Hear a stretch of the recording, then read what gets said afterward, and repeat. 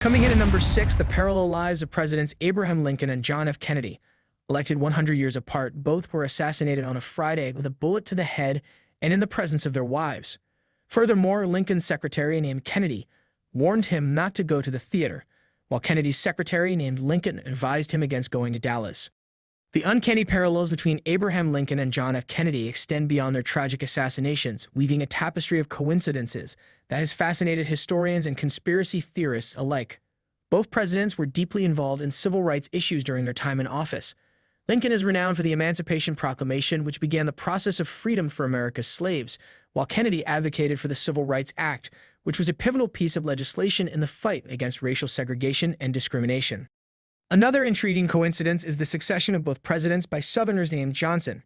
Andrew Johnson, who succeeded Lincoln, was born in 1808, and Lyndon B. Johnson, who succeeded Kennedy, was born in 1908. Both successors were also in the Senate before becoming vice president and then president. This symmetry in their political careers adds another layer of mystery to the already remarkable series of coincidences. Moreover, both Lincoln and Kennedy were known for their eloquence and delivered some of the most quoted speeches in American history.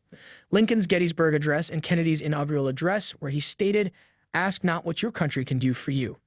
Ask what you can do for your country," are pivotal moments that underscored their leadership during times of national crisis.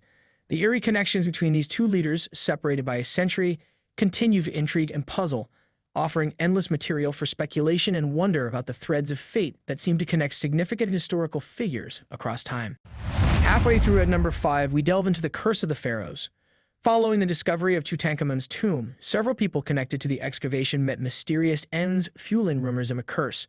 While skeptics argue these were natural deaths, the legend persists. The legend of the curse of the pharaohs took hold of the public's imagination after the 1922 discovery of King Tutankhamun's tomb by archaeologist Howard Carter and his financial backer, Lord Carnarvon.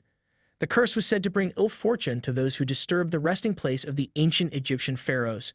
The death of Lord Carnarvon, just a few months after the tomb's opening, from a mosquito bite that became infected, was the catalyst for the curse's fame. Media at the time sensationalized the story, suggesting that supernatural forces were at work to protect the tomb's secrets. Adding to the intrigue were reports of a message inscribed on the tomb, warning that death shall come on swift wings to him who disturbs the peace of the king.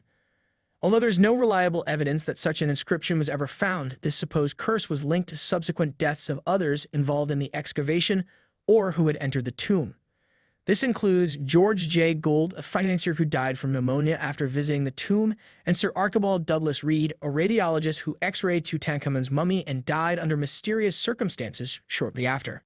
Despite the eerie series of deaths, studies have shown that the mortality rate among those who were involved in the tomb's discovery and subsequent visitors was not significantly higher than that of the general population at the time. Critics of the curse theory suggest that the concept of a curse was a media creation fueled by Egyptomania and a fascination with ancient Egyptian mysticism. Nevertheless, the story of the curse of the pharaohs endures as a tantalizing tale that blends history with the supernatural, captivating those who are drawn to the mysteries of the past and the allure of ancient Egypt.